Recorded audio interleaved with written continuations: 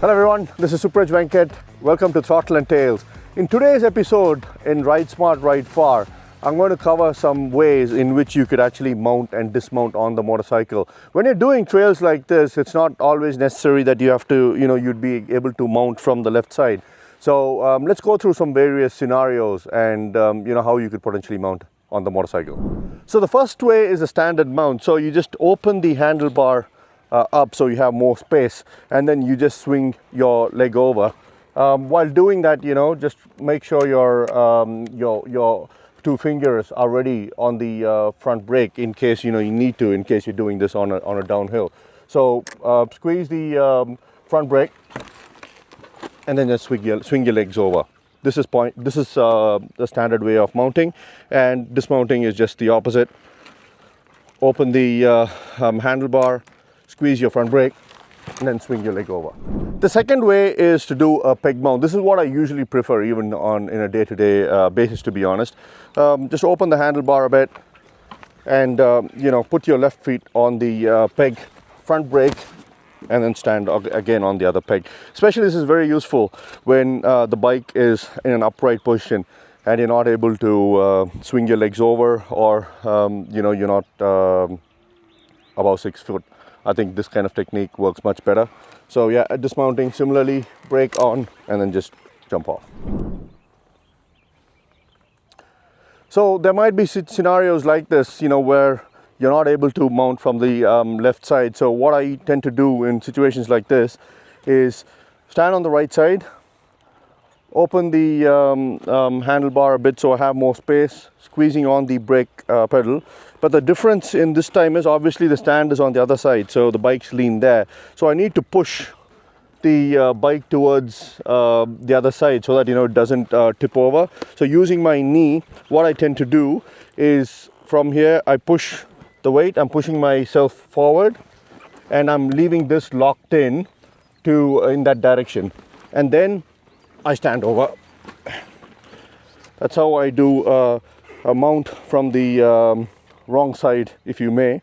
Similarly to dismount, using my right knee, what I tend to do is I just push against the seat, and then just practice this first, just that.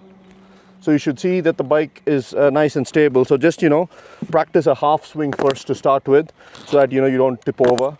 And then once you're comfortable doing that, make sure you're feeling your knee against the seat with the brake pressed in, and just practice that. Once you're comfortable with that, then there are a couple of ways you could finish it.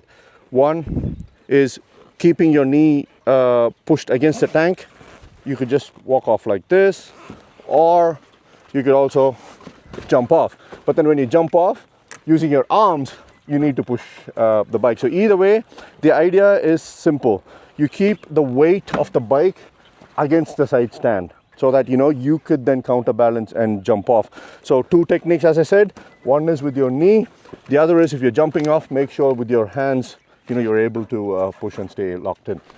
So the technique I'm going to use here is first straighten the motorcycle from this position without actually getting on it. So what I tend to do is use my thighs and have a nice stable footing, and try to holding the handlebars and the brake on, try to nudge the bike up. Let's do it again.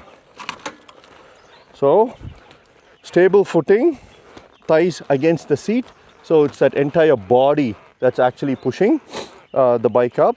Handlebar straight, and then there you go. And then using the handlebars, I'm actually straightening the bike.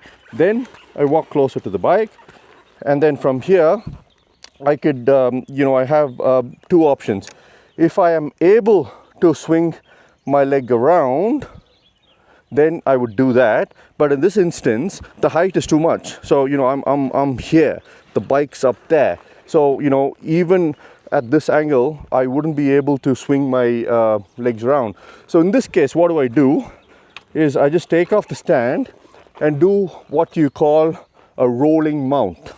So 2 fingers on the clutch, 2 fingers on the brake, pull the clutch in and start the bike. And then the bike's already in first gear.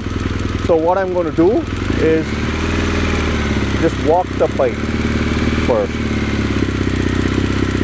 Half clutch, slip the clutch, and walk the bike. Yeah? Look up, half clutch, hit the bike. 2 more options.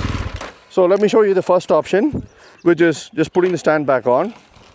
The lean angle is much better. So I'm just going to stand on the pegs, nice and easy. Then on the other pegs, and then I'm ready to go.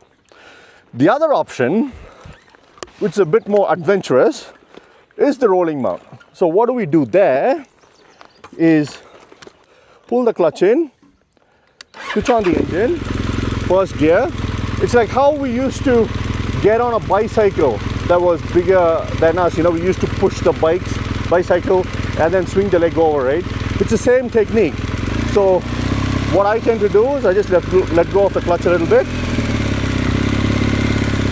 look up, and then with my left leg, I just hop a couple of times and then swing my leg over and then keep riding. And similarly, you could do a rolling dismount as well. So same technique, my arms are nice and easy and loose, and then just come to a stop like this. My elbows are wide, have 2 fingers on the clutch, 2 fingers on the brake nicely squeezed in, the bike's in gear, so it's not going anywhere, and then I just flick the side stand. So the rolling mount and dismount might look like you know, a fancy thing to do, but it's not. You know, when you're doing hardcore trails, you will have situations where the banks are too steep, you're not able to swing your legs over, and in those situations, you know, you might need to learn these techniques. And I mean, given in real world riding, you know, a lot of people don't do trails like this, but then there are a lot who do and really enjoy it. So this is really for people who, you know, enjoy these kind of trails, and you know, and we find the fun in doing it in these big bikes, you know. Given, you know, we could ride like 250 cc's and do all these things, but then, you know, hey, the challenges in doing it in bikes like this, and that's why, you know, there are so many ADV riders like me who absolutely love this. And you know, for people like you out there, you know, learning these techniques will make a huge difference. You know, with all these various types of mounting and dismounting, you're never left stuck, you know, not knowing how to get back onto your bike. Hope you enjoyed this episode. See you next one. Cheers.